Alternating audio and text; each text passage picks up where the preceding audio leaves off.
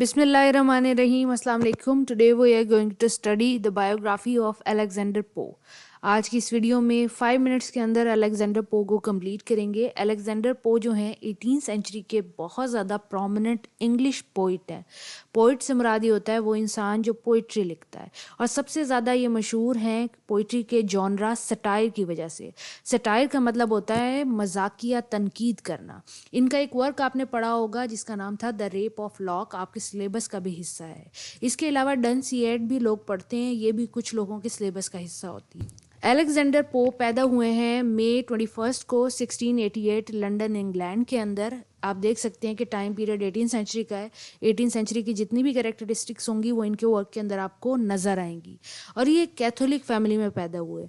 Catholic family Christianity की एक family है, और क्रिश्चियनिटी का एक ऐसा सेक्ट है, एक ऐसा फ़िरका है जो कि कट्टर होता है, यानी कि बहुत ज़्यादा रिलीजियस होता है.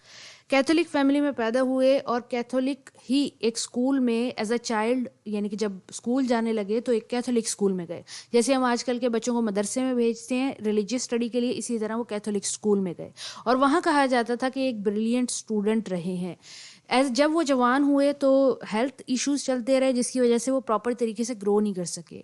वो एक प्रॉपर मैनली फिगर नहीं थे, उनकी टांगें छोटी रह गईं. यूँ कहा जाए कि दुबले पतले जो बिल्कुल नहीफ सा इंसान होता है, ऐसे से इंसान से जैसे जॉन एलिया अपनी डेथ से पहले थे. अगर इनकी बीमारियों का जिक्र किया जाए तो ट्यूबरक्लोसिस की वजह से प्रॉपर तरीके से ग्रोथ नहीं हो सकी, लेग्स छोटी रह गई थी. इसके बाद जो अलेक्जेंडर पो हैं वो कहते हैं ना, छोटे इंसान जितने ज़मीन के बाहर होते हैं उतने ज़मीन के अंदर होते हैं. तो ये इंटेलिजेंस के अंदर कह सकते हैं इनको.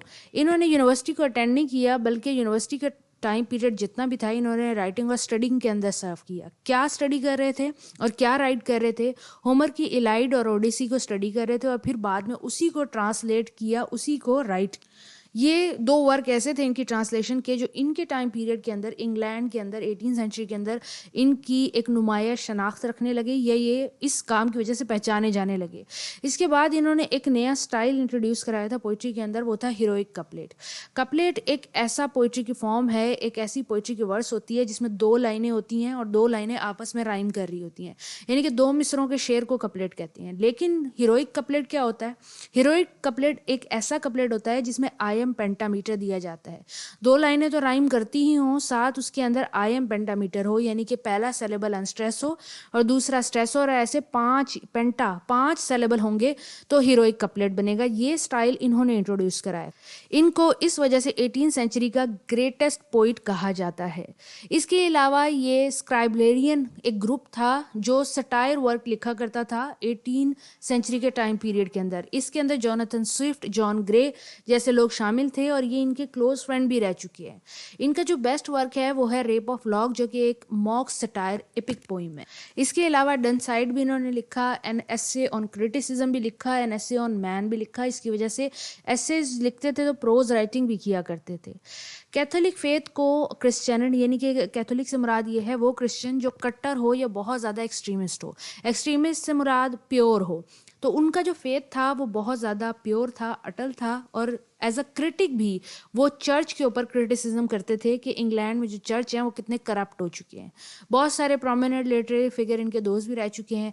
इनकी डेथ हुई थी इंग्लैंड के अंदर 30 मई 1744 को एट द एज ऑफ 56, क्योंकि ये सेहत के एतबार से कमज़ोर से इंसान, और इंग्लैंड में इनको दफन कर दिया गया. यही इनकी शोहरत की वजह हैं.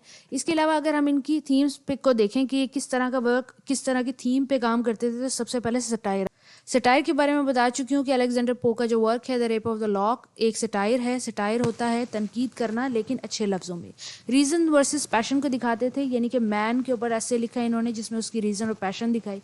उसके अलावा सोशल क्रिटिक थे, सोसाइटी के ऊपर क्रिटिसिज्म करते थे, स्पेशली चर्च के ऊपर, मोरालिटी के ऊपर लिखा करते थे. इनके बहुत सारे वर्क जो हैं, बहुत सारे तो नहीं, इनकी एलेगी टू मॉन जो है उसके अंदर आपको मोरालिटी नज़र आएगी, नेचर भी नज़र आएगी इनकी पोइम्स के अंदर, और हिज एडमायरेशन ऑफ नेचर और ब्यूटी ऑफ नेचर भी नज़र आएगी. इसके ऊपर यहाँ पे क्रोनोलॉजी भी लिखी हुई है. आप वीडियो को आराम से यहाँ पे पॉज करके इनकी क्रोनोलॉजी नोट कर सकते हैं. Thank you for watching. अगर आपका कोई सवाल है तो आप पूछ सकते हैं.